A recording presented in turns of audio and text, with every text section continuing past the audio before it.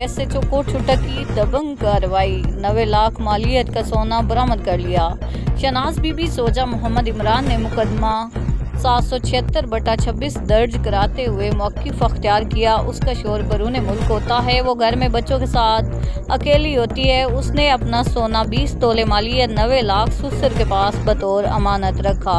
अब सुसर इनकारी है, वो कहता है मेरे पास कोई सोना नहीं, ना ही तुमने मुझे कोई अमानत दी थी। साहद उर्फ साधु 804 और वालिद अब्दुल मजीद को उम्रा की सआदत हासिल करने पर दोस्तों की मुबारकबाद। डेरा गाजी खान सोशल मीडिया के लिटिल स्टार साधु 804 और उनके वालिद अब्दुल मजीद उम्रा की सआदत हासिल करने के बाद पाकिस्तान वापस पहुंच गए। पाकिस्तान वापसी पर चीफ ऑफ कुरैशी गुलाम सरवर कुरैशी, हाजी बशीर पिताफी और अल्लाह डिवाया गुरमानी समेत दीगर दोस्तों ने उन्हें उम्रा की अदायगी पर मुबारकबाद पेश की और फूलों की मालाएं पहनाई।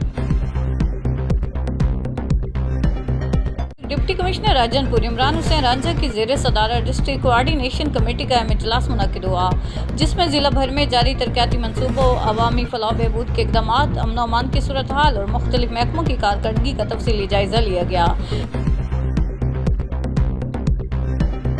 मुजफ्फरगढ़ बाप और बेटा छुरी के वार से जख्मी हो गए। 32 साल अलादिता ने पहले छुरी के वार अपने बुजुर्ग वालिद को जख्मी किया और फिर अपने आप को भी तेज धार आला से जख्मी कर लिया। मुजफ्फरगढ़ के इलाका अलीपुर बाईपास के करीब सब्जी मंडी में पेश आया दिल खराश वाक़या।